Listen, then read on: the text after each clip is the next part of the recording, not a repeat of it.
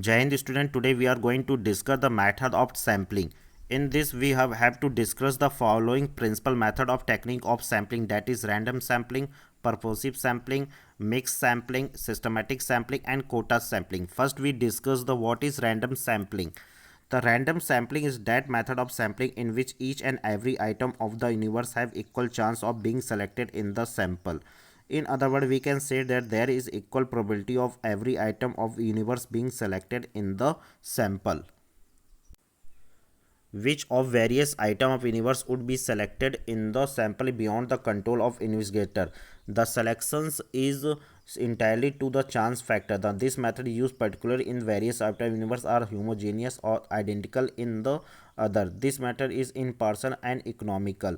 Under the random sampling, done and any of the following way. First is lottery method. In this method, paper and slide are for each items of the universe. The slip are shuffled in the box, then in the impartial some of the slip are drawn out to form a sample of the universe. Next, table of random numbers. Some statistics have been prepared such table called table of random number. then then purposive and deliberated sampling. A purposive sampling is that method in which investigator himself make the choice of sample item which his opinion are the best representative of the universe.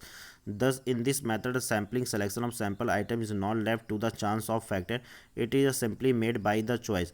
Or this method of sampling is frequently suitable when some of the item in the universe are special significance and out of the include in the sample. Now, next method, stratified and mixed sampling. This method is sampling generally adopted when the population consists of different groups and different characteristics.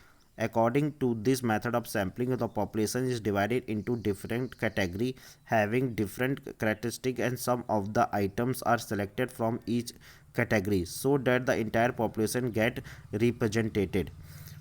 For example, if the suppose 50 students in the class 11 out of 30 have the study mathematical and 20 have study home science in the class 10, the population of 50 students get divided into two categories consisting 30 and 20 students respectively. And stratified sampling is also called the mixed technique of the sampling because of this method involve mixture of both purposive sampling and the random sampling.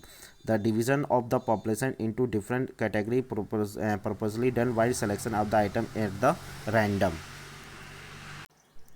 Next, systematic sampling. According to this method, unit of population are numerically and geographically and alphabetic arranged. Every items of the number is selected and sample item.